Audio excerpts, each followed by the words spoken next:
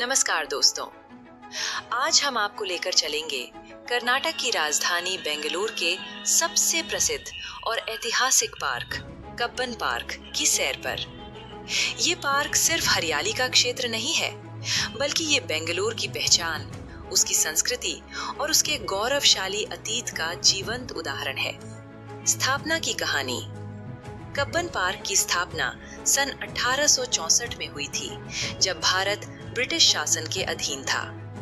उस समय मैसूर राज्य के चीफ कमिश्नर थे सर मार्क कब्बन। वे बेंगलुरु को एक सुव्यवस्थित और सुंदर शहर बनाना चाहते थे। उन्होंने सोचा कि शहर के बीचों बीच एक विशाल हरित क्षेत्र होना चाहिए, जहां लोग शांति से समय बिता सकें।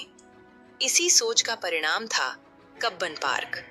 शुरुआत में इस पार्क का नाम मीड्स पार्क रखा गया था, लेकिन बाद में सर मार्क कब्बन के सम्मान में इसका नाम बदलकर कब्बन पार्क कर दिया गया। अंग्रेजों को बेंगलुरु का मौसम बहुत पसंद था, क्योंकि यहाँ का वातावरण ठंडा और सुहावना रहता था।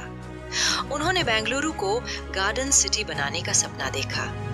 चौड़ी सड़कें, सुंदर इमारतें और उनके बीच फैला हरित क्षेत्र, यही उनका मॉडल था। कब्बन पार्क को उसी योजना के दायरों के तहत विकसित किया गया। ये ब्रिटिश अधिकारी प्रमुख स्थान था। क्षेत्रफल और प्राकृतिक सौंदर्य। आज कब्बन पार्क लगभग 300 एकड़ क्षेत्र में फैला हुआ है। यहाँ पर 6000 से अधिक पेड़, 90 से ज्यादा प्रजातियों के पौधे, सैकड़ों प्रकार के फूल पाए जाते हैं। ये पार्क बेंगलुरु के लिए एक प्राकृतिक ऑक्सीजन फैक्ट्री की तरह काम करता है। इसी कारण बेंगलुरु को आज भी भारत का गार्डन सिटी कहा जाता है। पार्क के अंदर की ऐतिहासिक इमारतें। कब्बन पार्क सिर्फ हरियाली के लिए नहीं, बल्कि अपनी भव्य इमारतों के लिए भी प्रसिद्ध है। अट्टारा कचहरी, कर्नाटक हाई कोर्ट। लाल रंग की ब्रिटिश शैली की शानदार इमारत। State central library. 1915 में बनी ये लाइब्रेरी कर्नाटक की सबसे बड़ी लाइब्रेरी में से एक है। सरकारी संग्रहालय और वेंकटप्पा आर्ट गैलरी, जहां कर्नाटका की कला और इतिहास को करीब से देखा जा सकता है। विधान सौध, कर्नाटका विधानसभा भवन, जो पार्क के बिल्कुल पास स्थित है। इन इमारतों की वजह से कब्बन पार्क एक हेरिटेज जोन बन गया है। आजादी के बाद कब्बन पार्क 1947 में। आजादी के बाद ये पार्क आम जनता के लिए पूरी तरह खोल दिया गया। अब यहाँ हर वर्ग के लोग आते हैं। सुबह सुबह टहलने वाले बुजुर्ग, योग और जॉगिंग करने वाले युवा परिवार, बच्चे और पर्यटक। ये पार्क बेंगलोर के लोगों के जीवन का अहम हिस्सा बन चुका है।